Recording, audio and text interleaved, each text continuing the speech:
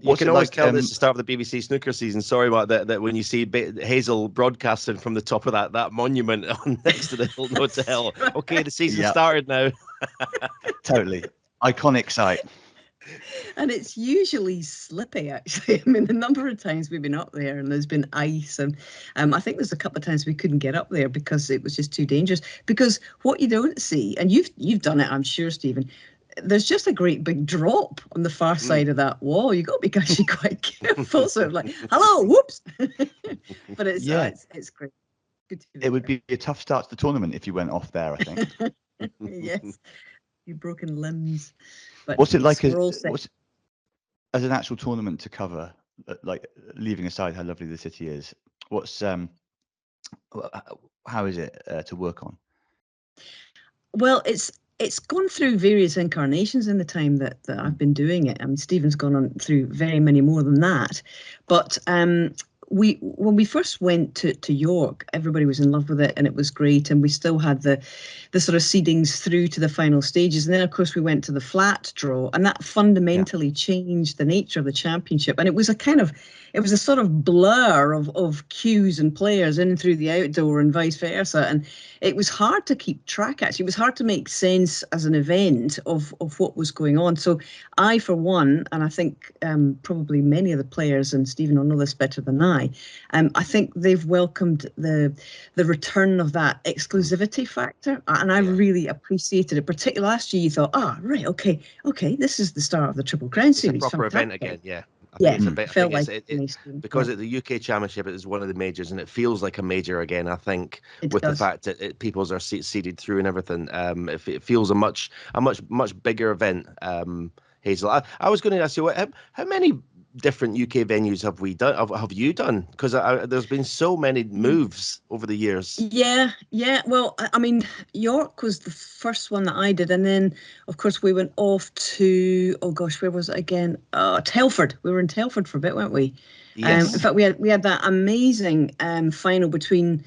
Was it 2010? Was it John Higgins and Mark Williams, where Mark was, I don't know, 27 up with 29 left in the final frame decider, and John mugged him at the end. It was just one of these extraordinary finals. So you remember various things in different stages. But I think we went back to York pretty quickly after that, haven't we? We've been there ever since. So I, for one, I'm not complaining. Although I thought the Telford Centre was a good venue. Actually, it certainly got a lot of atmosphere. Yeah.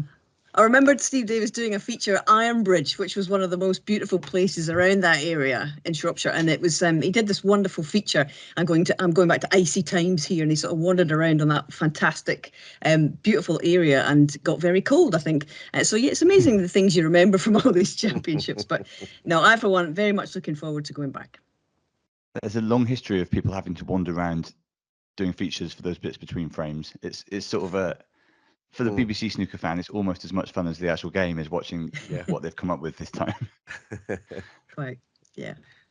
Yeah, it's I mean, I'm trying to remember the many different venues I've played in York. Then obviously Preston was the iconic venue for York, wasn't it? The Guildhall. And then we moved. I can't remember if we went from there to Telford. I can't remember, but it feels established in York now, I think, though, doesn't it, Hazel? It does, and I think the Barbican Centre has been great. I think it's one of these places that they all look forward to going to as well for various different reasons. And and I think for me, there's been some fantastic snooker played already this season, and some really cool results. A lot of eventful stuff going on. I mean, Zhang Anda just the other night, and Trump's 3 in a row. It's been really, really interesting stuff, I think, this season. But now you think, okay, well, who's prepared well and who's actually peaking for the right amount of time? Because this is where, for me, it really starts to kick in. We've got this one, and then we're more or less straight into the Masters after New Year. So you start to get a feel for who is the coming man, or indeed who are the coming men in each season. Although I think we can probably safely say there's one who's rather outstanding at the moment in Judd Trump. Yeah. For the UK. Who am I backing this year for the UK? Oh goodness. Well, I think obviously Judd's got to be in with a chance if he's not burned himself out, which I doubt. It's not his favourite, as you well know. Despite the fact he's obviously been there and done that. But I would, it's difficult. I have a sort of fancy that Sean is going to come good again at some point. Had a really good start to the season. It just seemed to have gone through a wee dip at the moment. For the rest of the season, I'm not ruling anything out from Mark Williams. I think he's been absolutely extraordinary. Interesting. I just not seen the end of him. Ronnie, I think Ronnie might be building up to something. And you want him to win an 8th world title, didn't you, Hazel? I'm not going to say anything want him like to win that, the 8th Stephen. world title. No, but Tell you the know truth. how much I like a bit of history. You know, that's all I'm saying. Yeah. And I think what's been really fascinating for me is the rise of somebody like Zhang Anda, who can suddenly have been in 2 finals. Incredible. And he's never been beyond a quarter-final, and he's not even in the top 64 until this season. And this is the guy, Stephen, Mighty Mouse, many years ago. I'm just going to stop right there. I'm not mentioning the Crucible all of those years ago, but he's done nothing since that incredible victory back then. And suddenly, it's like he's liberated, it's like he's free, and he's he's only 31, something like that.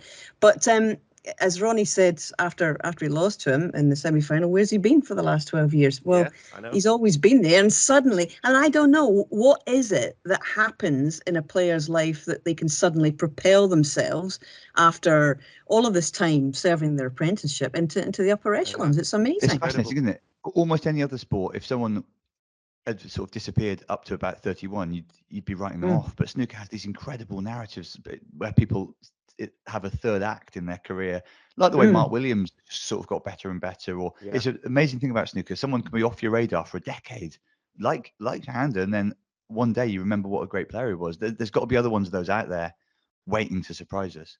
Yes, absolutely. I think there are, and I think it's been good. I think also this season to see some of the young lads coming through. I'm really excited about the likes of Stan Moody. I don't know when that's going to happen, Stephen. Obviously, it's a long apprenticeship for these guys. You got the three Liams as well, England, Scotland, and Wales, and they're all coming through. And I think that's really exciting to see that core of the younger guys coming through as well. So I don't know what's going to happen in qualifying, obviously, but there's going to be one heck of a fight to be amongst the 16 to face off against the top 16. Of course, Tom Ford has just vaulted in there as well now. So it's all changing, isn't it?